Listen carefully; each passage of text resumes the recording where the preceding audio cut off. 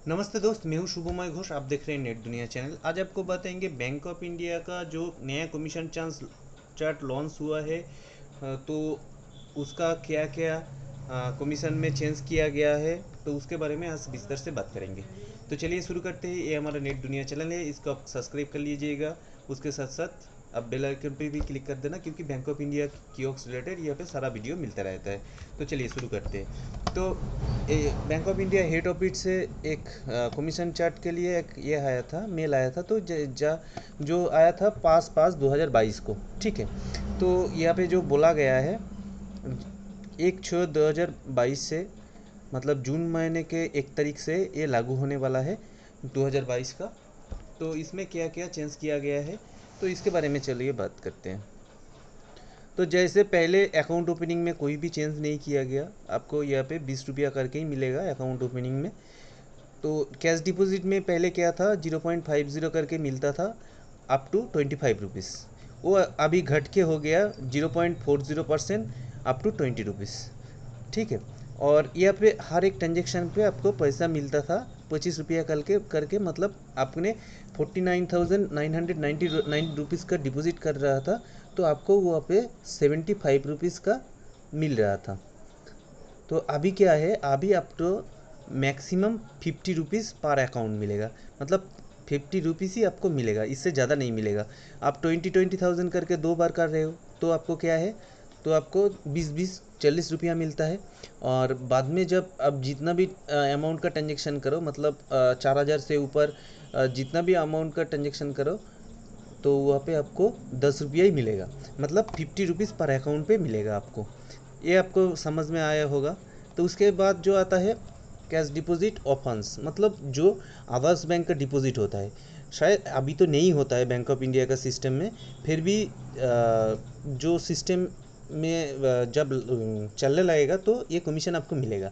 तो पहले क्या था, 0.5% करके 25 रुपीज़ पर ट्रांजेक्शन पर आपको मिलता था। लेकिन अभी वो चेंज हो गया है, अभी वो 0.50 करके ही है, लेकिन यहाँ पे 15 रुपीज़ ज़्यादा से ज़्यादा आपको मिलेगा, ठीक है। इसके बाद है विड्रॉल। कैश विड्रॉल में क्या है, कैश विड्रॉल में भी सेम चेंज किया गया है। तो 0.5 करके मिलता था, 25 रुपीज़ करके मिलता था, लेकिन अभी 0.4 करके आपको अप टू 20 रुपीज़ मिलेगा, ठीक है। तो ये आपको कोई बंदा आता है 20,000 उठाने के लिए, तो आपको हाई हाई कमीशन मिलेगा 40 रुपीज़, जो पहले मिलता था 50 रुपीज़, ठीक है। उसके बाद आदर्श बैंक का विड्रॉल कर रहे हो, तो आदर्श बैंक का विड्रॉल करने में आपको 0.50 करके ही मिलता है, लेकिन पहले मिलता था 25 रुपीज़, अब मिलेगा 15 रुपीज़। मतलब कोई बंदा आता है आपको 20,000 उठाने के लिए, एक्सिस बैंक के बाद दूसरा बैंक के उठाने के लिए, जो बैंक 20,000 रुपया उठता है, तो उसके लिए आपको 30 रुपीज़ ही मिलेगा, मैक्सिमम 30 रुपीज़, ठीक है। तो आपको एक ट्रांजेक्शन मतलब 10,000 रुपया उठाने के लिए आया, तो भी 15 रुपया मिलेगा। इसका हिसाब एक बार कर लेते हैं, तो यहाँ पे 3,000 रुपया उठाएगा कस्टमर, तो भी आपको 15 रुपया मिलेगा। 10,000 रुपया उठाएगा तो भी आपको 15 रुपया मिलेगा, ठीक है। और उसके बाद है फंड ट्रांसफ़र। फंड ट्रांसफ़र में क्या किया गया है, 0.5 करके आपको 25 रुपीज़ मिलता था, ठीक है। तो अभी क्या हो गया, 0.5 रुपीज़ का तो वो तो मिल रहा है, लेकिन क्या है, आपको पहले मिलता था 25 रुपया करके, लेकिन अभी 10 रुपये से ज़्यादा आपको नहीं मिलेगा। जैसे 10 रुपया का ज़्यादा नहीं मिलेगा बोले, तो आपको 2,000 का ट्रांजेक्शन पे 2,000 का ऊपर करोगे तो भी 10 रुपया मिलेगा, 2,000 तक करोगे तो भी 10 रुपया मिलेगा।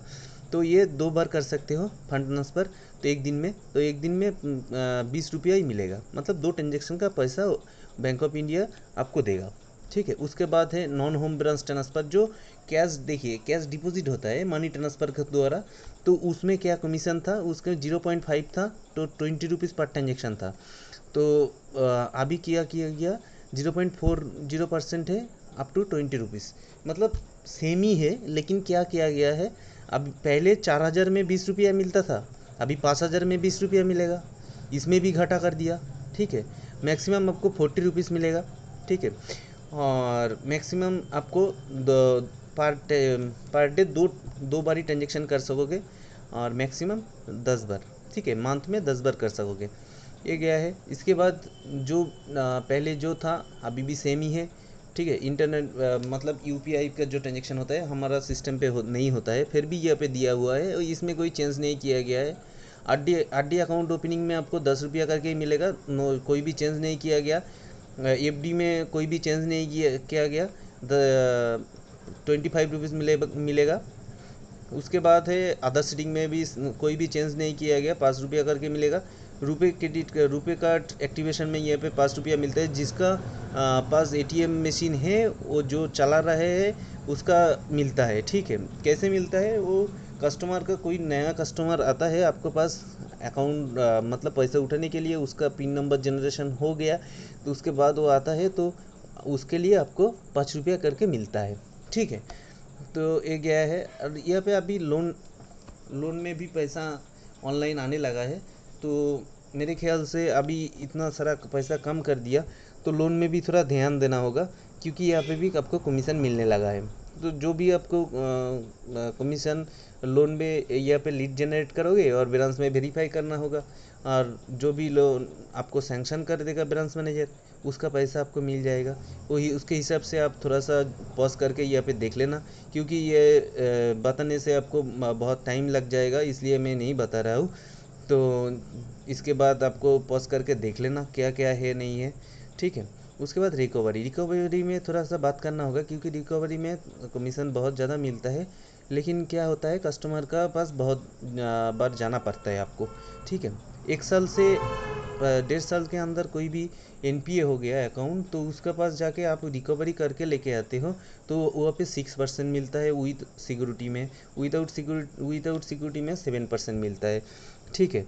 और 1 साल से 2 साल के अंदर होता तो 7% मिलेगा विद सिक्योरिटी का, विदाउट सिक्योरिटी का 8% मिलेगा।